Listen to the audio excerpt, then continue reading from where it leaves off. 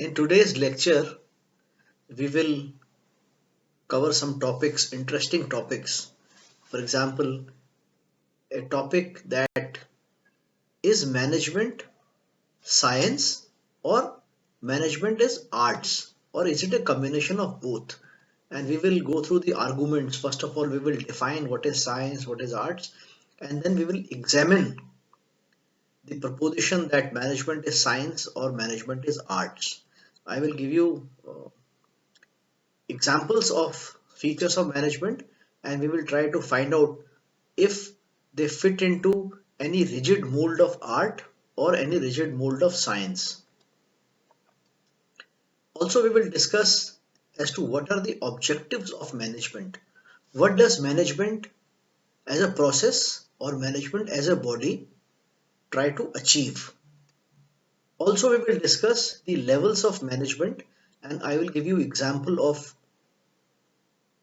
two companies from the same industry, from the retail or oil retail industry, one from public sector and one from private sector, and I will try to tell you what are the levels of management.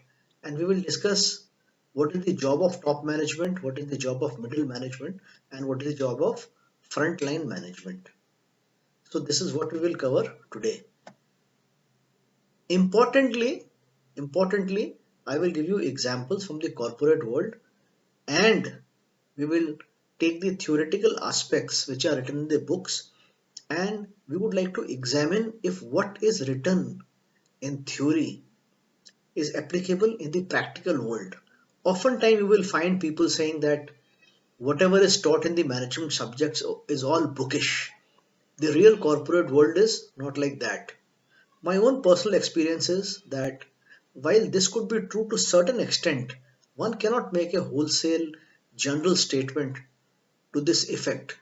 I believe most of the theories of management, most of the works of management are done by people who have practical experience of management. Even if they have not been practicing managers, they have studied organizations very deeply, and in a way it is correct that they have a better perspective of management because they are not involved in the result process of management decisions. So I believe that the theoretical knowledge which you get in BBA or in MBA is very important because it is largely drawn from the practical world. Research is the basis of all good books on management. If you take the case of Peter Drucker, who's called the father of modern management, then before he even can be called a writer, you have to acknowledge that he has been a great scholar, he has been a great researcher. Same is true for Philip Kotler, who's considered to be the leading exponent of marketing. If you talk of advertisement, the books written by David Ogilvy, who was the owner of Ogilvy and Mather. So David Ogilvy was a practitioner of advertising, and he wrote several books on advertising. So what I want to say is that all theoretical knowledge is not useless. In fact, I will go one step ahead and say that most of the theoretical knowledge is useful, if not immediately after you graduate or you complete your post graduation examination, but even in the later stages of your career, your theoretical knowledge will stand you in good stead. Does this have a corollary also? Yes. The corollary is even practicing managers, they have to keep on reading the books on management, the research papers on management, because this is what will keep their knowledge dated. They will never be out of sync with the reality. They should read articles, journals, business publications, business magazines, because if there is a manager who's working in one particular industry, he may not know what is the best practice which is happening in the other industry, or he may not know what are the challenges being faced by his colleagues in the other industry, and should he face similar challenges, how could he equip himself to meet those challenges? So learning is a lifelong process, and nothing, no lecture in theory is ever wasted. Let's move forward.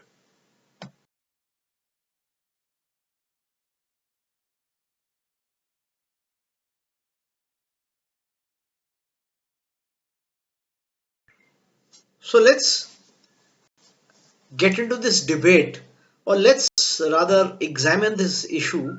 If the discipline of management, is it a science subject or it is an art subject? Although I must say that uh, what if it is science and what if it is art? It's good if it is effective, if its efficacy is high, and if helps solve day-to-day problems of managing the affairs of the corporate world, and it helps you to solve the challenge of society at large, and it helps you to satisfy your customer, and in the process helps you also to remain a viable, thriving organization. But then this is a question which is asked and which is often debated, that as a discipline, is management arts or science? So before we start to debate this, and before we start to pronounce judgment, so to say, let us examine what do we mean by science. See, science, we can say it is a body of knowledge which is logical, reasonable, rational, right? Scientific theories are capable of being tested and verified. So, if you say that water boils at 100 degrees centigrade, then pure water boils at 100 degrees centigrade, then pure water will boil anywhere at any given time at 100 degree centigrade. Similarly, scientific experiments, I think there is a it has a characteristic of repeatability under similar circumstances. This means that the study should be same under identical circumstances or under identical condition. Science assumes that the law of nature are universal. So Newton's first law is universal, that every body continues to be its state of rest or motion unless and until an external unequal force is applied to it, right? So this is the universal law, or every action has a opposite and equal reaction. So let us examine some of these questions, some of these principles of science. Somebody else has also explained that science is a systematic body of knowledge pertaining to a specific field of study that contains general facts. There are universally accepted principles. In science, experimentation and observation is very important. Science mostly tries to get into a cause and effect relationship, and it also does exercise to test the validity and predictability. So, like, predictability is, if pure water is boiled, then you can predict that at 100 degrees centigrade it will reach its boiling point. So, this is science. So, let us now examine, uh, is management anything like science? So, let's talk of the first thing, that scientific theories are capable of being tested and verified. See, there are theories of Henry Fayol, the principles of management, or there is Hesburg theory of hygiene. There is there is Maslow's need hierarchy theory. All of these have been developed over time after a lot of research, after a lot of debate, and these theories have stood the test of time. For example, Maslow's need hierarchy theory is correct. That's, first of all, physiological needs are to be met, and only after that the higher needs are met. So it meets the parameter that the theories are being capable of being tested and verified. But the catch is, not all theories. Okay. Now the principles of scientific management, they have been tested over time. like there should be unity of command. A person should not have two bosses. It has been proven time and again that one one person cannot have two masters. So this is also a proven theory. So what I mean to say is all these theories of management, they have been arrived at after a lot of research, and the research is also done in an objective manner. Another property of science, that the research process has to be unbiased, objective. The results are statistically analyzed, and decision making tools are used to arrive at results. So a lot of scientific tools are used in management. So we can say that yes, management has many aspects of being called as a discipline of science. However, another thing is consistency and predictability. For example, there could be there could be some people in whose case a particular theory may not apply. For example, management talks about reward and punishment. Management talks about the motivation theory. It talks about the hygiene factor, and it talks about the motivators. It is likely that there may be a set of workers for whom hygiene factors, all hygiene factors may not really be hygiene factors.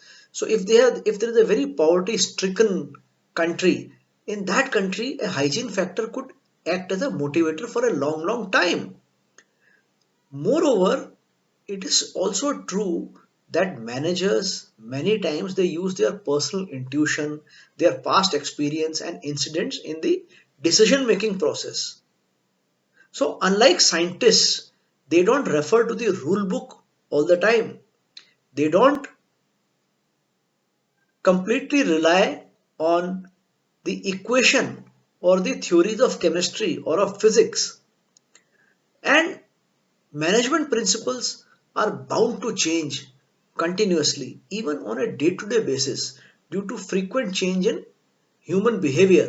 For example, a worker may respond to one particular stimulus positively, while other worker may be neutral to that stimulus.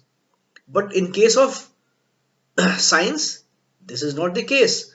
If you provide a certain magnitude of current to, let us say, a steel bar, then it will have the same impact on any steel bar without any change. But this is not so in the case of management. So I have given you two cases: argument in case of argument for management as science, and management argument against management as science. So what is the answer? I cannot arrive at any answer. There are many aspects of management which make it close to being science, but there are some aspects which make it not close to science. So can I call it inexact science? Yes, I can. So let us now examine if management is arts. So for that we will have to first see and understand what is meant by arts.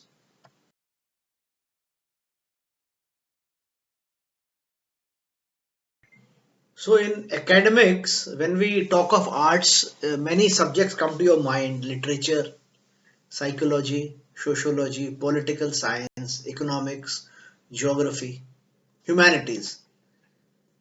See, if science is a systematic body of knowledge pertaining to a specific field, then art is application of knowledge and skills to try and get the desired results. So, if by way of science you have been able to evolve what is known as carbon dating, which helps you find how old an object is, then you use that achievement of science to determine if how old a particular civilization is. Suppose you come across a rock and you want to know, there is a particular kind of an artifact, you want to know this belongs to which era. Carbon dating will help you to know that. So use of science to get the desired results. Okay, so if there is a particular tool which has been invented, it will help you to do better carving on a stone and to make a good sculpture. So art implies application of knowledge and skill to try and get the desired results. What are the general characteristics of art? One is practical knowledge. Practical knowledge. How to make a flute by arranging the holes on that flute so that one particular sound comes out. If one hole is kept pressed and the other hole or the other holes are kept open, this is acoustics, science of sound. How to play flute is an art. Have I been able to understand it properly to you? So, arts is practical knowledge, number one. Number two, it is personal skills. How you learn to play the flute is a personal skill. Creativity, creativity, creativity. So, now that computer has been invented, now that there is what is called graphic designing, how do you achieve this scientific tool to become creative and achieve a certain results so that the outcome is better, it is more appealing visually, easier on the eye, isn't it? This is creativity. Arts also means perfection through practice. Just as in case of science, you have to do observation with patience. Here, perfection through practice. And fifth point is that arts is goal oriented. Arts is goal oriented. If you want to understand how a particular village, how a particular village votes in an election, then eventually this will be used, this information will be used, because if it is not used, this remains a data, beyond data, it remains an information. And if this is used for designing the election strategy or designing a social message, that is the goal. So that is the achievement of arts, that it is goal oriented. I'm not saying that science is not goal oriented, but what I'm only trying to say is that arts is distinct from science, although they are not antithesis. So if organized knowledge is science, then practicing such knowledge is arts. See, management experts like Harold Kuhns, they describe management as the art of getting things done. So management as an art involves application of managerial rules and principles as well as the manager's abilities, experience, wisdom, expertise in decision making. Decision making cannot rely on just one cause and effect relationship, because one particular one particular event can cause different results when you deal with human beings. If you are dealing with two chemicals, then you know that acid plus base will result in what, and acid plus salt will result in what. But this is not true. This is not true when you are dealing with human beings. So managers often use instinct, experience, and individual insight into decision making. So this makes management an art because it also depends upon the human relations, conceptual and time management skills of the manager. The unpredictable nature of human elements involved in decision making process makes management more of an art than a science. This is because the textbook knowledge may not be of much help to manager in handling different situations, especially when you are handling a diverse workforce. So eventually, what is the verdict? Is management science or is management an arts? See, it is not possible to improve the practice of any discipline without any improvement in theory. Important point. If you want to improve the practices of any discipline, you have to improve the theory. That means management is equally an arts and equally a science. So if you want to be able to bowl a leg spinner very well, then you need to continuously see your own action. Then you need to study the actions of other people. Then you need to scientifically analyze the cause and effect relationship, that if your wrist is moving like this, how much of the spin is produced, and if your wrist is moving like this, how much of the spin is produced. So all scientific studies have to be done, and then you have to put that knowledge into practice to improve. So management really combines both science and art. And unless it combines the two, there can be no management. And one thing is there, that science and art, it need not be mutually exclusive in making up of management. So most management experts, they now firmly believe that management is partly science and partly art. So they compare science and art to management as just two sides of the same coin.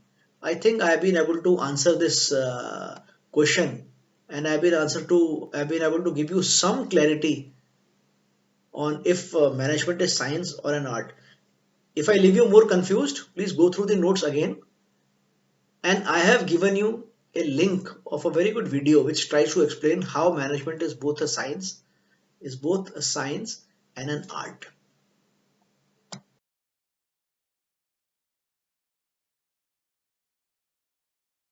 Now that we have understood the meaning of management, we have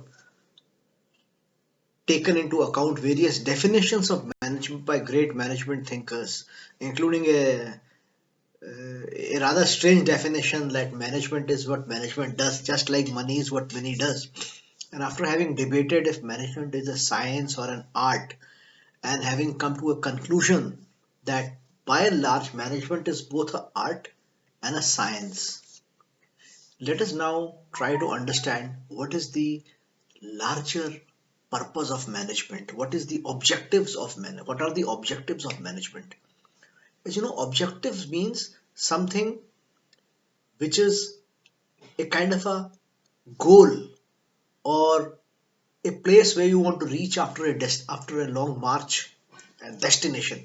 And it could be a continuous journey, and objective could definitely be different for different organizations. In fact, they are. Every organization has different objectives, in terms of financial objectives, in terms of social objectives. But every organization may be driven by, it must be driven by one or more objectives. So we will try to understand four or five or six objectives. When I say United Nations, although I don't remember the exact words, but United Nations, the objective must be to make world a more peaceful place and to ensure the peace and security of the world. Okay, the something like World Health Organization objective would mean to ensure equitable or equity in health services across the world, and to make the planet disease free, for example. This could be objective. So every organization must be driven by some of these objectives. So let us see those objectives. First is to constantly attempt to accomplish a predetermined performance and productivity goal of the firm. Unless something is predetermined, it cannot be called an objective. You cannot say that I have reached there, so wherever I reach is my destination. It may look good philosophically or in a poem or something, but it's not true for an organization. So you must decide predetermined performance goal, productivity goal. Okay, I want, for example, if a factory manager, the management of a factory may have an objective that they want to produce so many pieces of so many electronic pieces, finished electronic product, and they want to do it in such and such time using so much manpower. So this is an objective. Second objective of management is to develop an environment that facilitates minimum use of physical and human resources to achieve maximum output. Man is greedy by nature, minimum to maximum. Can we say optimum? Yes, we can. But the idea is to leverage all your skills, all your experience, all your maturity, all your knowledge so that maximum output is achieved while using minimum of physical resources, human resources, financial resources, time resources. So this could be second objective. Third objective could be, and it's a very important objective, to build a mutually beneficial relationship between the employers and employees. And I will discuss with you why this is very important. See, machines, materials, money, companies can match. But what really differentiates two organizations who may have equal access to machines, money, and technology processes is the manpower, are the employees. So if there is a mutually beneficial relationship, the concept of bonus, productivity linked incentives, that management sits with the workers and says, okay, this is our target. With your wages, you are supposed to achieve this target. If you exceed the target, and if this is the profit I make, then can we share the profit? So, mutually beneficial relationship. I will provide good physical conditions in my workplace so that the productivity of people is increased. This is my personal experience. I have personally seen in a factory in Gurugram where a factory provided lunch to its employees and their productivity rose by good percentage point. If the factory was manufacturing in a month, let us say 1000 units, they started to produce 1100 units because the lunch break used to be 1 hour. 40 minutes was the lunch break, but people would take, because workers would go out to have lunch, they will go to the nearby dhaba or the hotel. Some people will bring lunch from home, but many would go to the nearby canteens. So once the management took a decision, and still the workforce was not able to enjoy a good meal. So once the management decided to provide a wholesome meal, a vegetarian meal, but a balanced diet for its workforce, even if it was free of cost, although it was not free of cost, it resulted in so much of goodwill and so much of ease of operation. During the exit interview, a worker said what he will miss the most is a very hygienic, well cooked meal. The worker had to take an exit because his family was moving to some other city, and he was not the chief wage earner, and he was able to get a job. So he was moving not because of any internal environment related factor, but he says it was a huge talking point for the workers who are engaged or employed in the other factories. The third is mutually beneficial relationship. Fourth point is every management, it seeks to provide stability and growth. to the operations, to the organization. Stability and growth through consistent innovation and quality enhancements initiative. Stability is required, and first of all, stability is required, and after stability has been achieved, you are looking at growth, because growth is the way of life. And how can growth be achieved? Growth can be achieved only through constant innovations and quality enhancement initiatives. Innovations, technical innovations, innovations in financing capability to make your organization uh, bleed less in terms of the cost of capital. Quality enhancement initiative could mean change in the process. Equally, it could mean a change in the relationship between workers and the employees, a change in the HR process, a change in the hiring process, a change in the a qualitative positive change in the appraisal process of the workforce, a change in the role analysis, a change in the job profile. Organizations require stability to survive, and they need growth to thrive, because no organization can be happy maintaining a status quo. If you are a status quoist, your competitor who's performing better than you, who has got more innovation, he will get better of you in the marketplace, and eventually you will be staggering behind, and finally the organization can cease to exist. So growth, but before growth, stability, and after stability, growth, and all initiatives and innovations required to achieve growth. This is the fourth objective. And fifth objective is that the management, it continuously works towards the betterment of the society by satisfying the organization's social responsibilities in an efficient and fair manner. We come across several articles that Infosys is the best company to work for. I worked in oil industry and public sector companies. For many years, Bharat Petroleum used to be the company people wanted to work for. Indian Oil Corporation was one of the most respected companies by the employees. So it does not end at employees. How do people, the public at large, the society, views your organization? There is a reputation school in France. They have conducted a study, and they said reputation of a company is directly linked directly linked to the performance of that company in the capital market.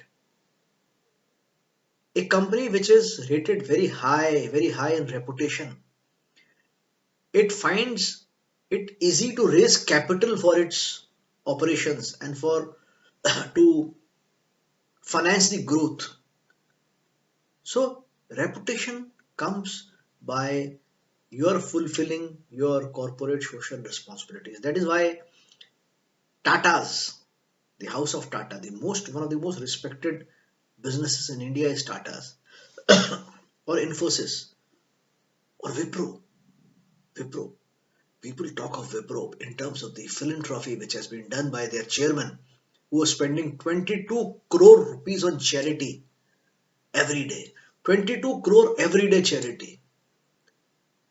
In one financial year, the chairman of the company was directly responsible of infusing 9,800 crores into the welfare measures of the society. So these are the five objectives of the management. We must understand these, from accomplishment of the predetermined goals to development of an environment which takes minimum input and gives maximum output. And third is mutually beneficial relationship.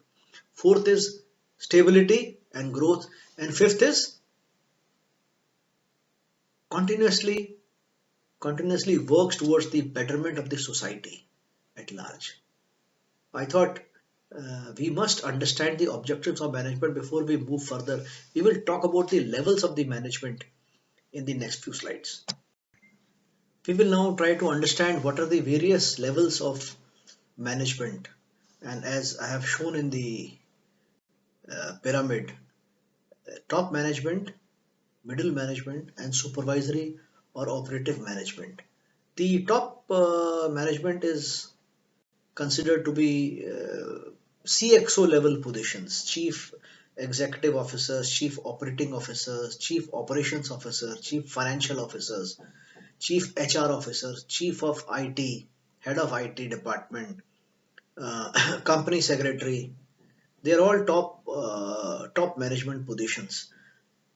I would like to here distinguish between ownership and top management positions, top top levels of management. Ownership is basically all the shareholders, majority shareholders, significant minorities. They are all represented by the board of directors. So sometimes the ownership can be separated from management. Sometimes it may not be. It is said that ownership and management should be separated. So top management consists of CXO level positions. Some companies they call it presidents or vice presidents. For example, in Reliance, vice president, and senior vice presidents were considered top management, not vice presidents. Then comes the middle management. Middle management, divisional managers, head of regions, plant managers, departmental managers. They are, for example, advertising manager may be reporting to marketing head. So marketing head is in the top management position, and advertising head, if he reports to marketing manager and not to the managing director, then he is in the middle management. So if head of sales reports to chief sales officer, then chief sales officer is in the top management, and head of sales is in the middle management, or a regional sales manager is in the middle management. Supervisory, then comes supervisory or operative management. This, for example, in a shop floor, a foreman is a supervisory manager. He commands operators and workers, or maybe chargemen or operators or mechanics. Office managers, they are supervisory or operative. You can also call them junior managers. For example, an account officer is a junior management personnel, and there may be some accountants under him or accounts clerks under him, and he may report to the regional accounts head, who is in the middle management, and he may report to the head of accounts, who is in the top management. So similarly, team leaders. So if there is an area manager and under him there are sales representatives, then area manager is in the junior management cadre. So these are levels of management. In the next slide, I will try to show you, give you an example of two companies operating in the same space, which is petroleum.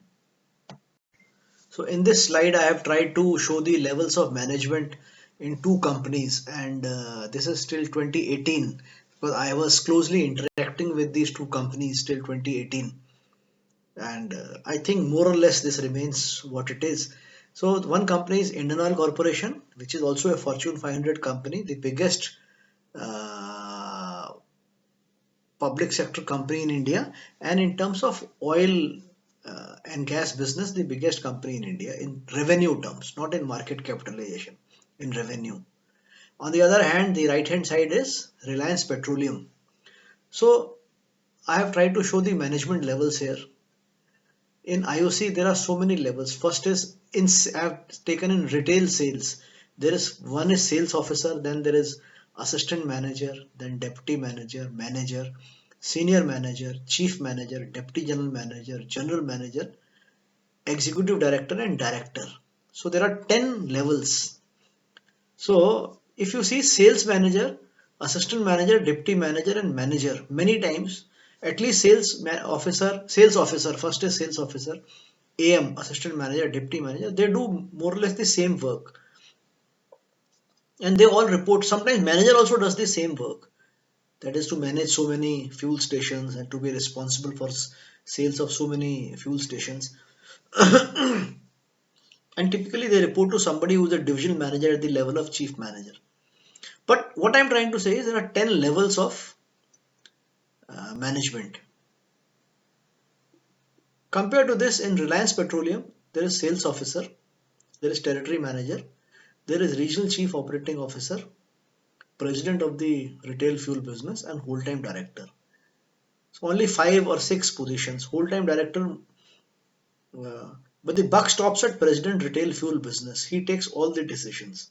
Just like there is a director at the apex in Indian Oil Corporation, in Reliance, the president retail fuel business, he takes all the decisions. So number of levels are very less. It's not that the number of levels being less is bad or good, because sometimes in Indian Oil Corporation people keep looking at going one step ahead, although it may not mean any change in the nature of the work. Yet they feel that they are promoted. Sales officer or an assistant manager or a deputy manager does virtually the same job, but they look forward to being promoted. And after 2018, they have reduced some steps. For I think they have taken away senior manager's position, and after manager you become. I think they have taken away chief manager's position, and chief manager has become a DGM, and a DGM has become GM. And between GM and executive director, there is chief general manager's position. The idea is by nomenclature also people you can make people motivated. On the other side, less number of management level means organization is more nimble footed, organization acts faster, and the superfluousness which is associated with designation is gone. So you can look at it any way you like, but I just wanted to give you the levels of management in the retail sales in two companies which operate in the same industry. So you can see that at one side there are 10 levels, on the other side there are 5 or 6 levels. So let's talk in brief to what are the various responsibilities which are attached to various levels. So top management naturally is interested with overall responsibility of managing the whole organization. So overall responsibility of the whole organization. These managers typically they spend more time on planning, directing, less time on controlling. So mainly planning, strategic decisions which are to be taken, and the nature of relationship between organization and the external environment is their main focus. So you will find, for example, a company secretary is a top level position. A company secretary is more responsible to ensure that all the filings of the company to various departments of the government are being made on time, that annual general meetings are being made on time, or are being conducted on time, board meetings take place, their minutes take place. So they are more or less managing the external environment, and they also guide firms interaction with external individuals and institutions. For example, if you're for example today yesterday Prime Minister Modi has visited 3 companies which are in India, which are manufacturing, which will manufacture vaccines. One is in Pune, one is in Ahmedabad, and third one I think is in Hyderabad or Bangalore. So he will be met by the chief executive officers or the chairman of the company. So top management, they are usually regarded as the uh, face of the company to the external world. CEO, president, vice president, MDs, chief financial officers. So they often deal with unstructured problems of the firm for which there is no solution available right at that point in time. And they are normally accountable. They are normally accountable to the ownership or to the board. So that is top management. If you see middle management managers belonging to this category, they fall between top management and the frontline management. They receive goals, orders, and directions from the top management, and they implement them, but through frontline managers. So in this regard, you can say each middle manager, she supervises or she supervises a number of frontline managers, normally within a related field. So managers at this level, they distribute their time fairly between planning, organizing, and controlling. In top management, they spend less time on controlling, but most of the time on planning and organizing. Here, most of the time it's equally divided. So they consist of front middle managers are they are more interested in the near future plans, achievement of near future plans, day-to-day activities. So they have short-term objectives, quarterly objectives to achieve, monthly sales to achieve, and they usually deal with semi-structured and structured problems of the firm. People like regional heads, regional finance head, project leaders, director of research wing. When I say director here, I don't mean the board of director. You can say the leader of the research wing. And they, those who belong to middle management, they are the fittest candidates to be promoted to the top management in due course. Frontline managers or supervisors or junior managers, they are usually positioned at the bottom of the managerial hierarchy, and they operate directly above the non-managerial employees.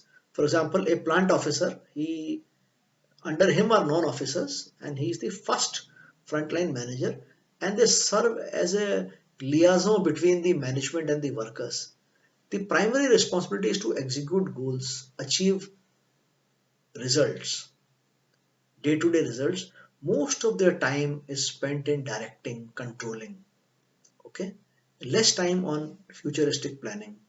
They are primarily concerned about achieving day-to-day organizational activities such as manufacture of good or achieving a sales revenue of, let us say, 1 crore units, 1 crore revenue every month.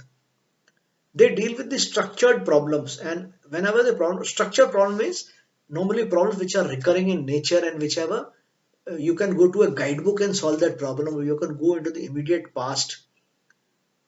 Any problem which is strategic kind of a problem in nature, they are not empowered to take decisions. Section officers, sales officers, plant officers, they are the people who are the people who form the this task force of frontline managers and supervisors. But most people start with frontline managers. The chairman of Tata Sons also started as a frontline manager. The chairman of Indian Oil Corporation right now, he started as a management trainee. So in big organizations, you will find people who start very low and then they rise rapidly. They go into the middle management and then they go into the top management. You will send them find somebody straight away jumping from manager level to the top management. Although the time he spends in even the best performer, time he will spend in the middle management will be very low. So like in Indian Oil Corporation, I know Mr. Subir Aha, he started as an assistant manager and he became director and in Indian Oil Corporation, and finally he became chairman of ONGC. And Prashanto Banerjee was also assistant manager or management trainee, and he became he was the executive director in IOC, and then he joined GAIL as the chairman and managing director. Mr. R.K. Narang was the management trainee who became chairman. So this is the concept of frontline managers, middle managers, and the top managers.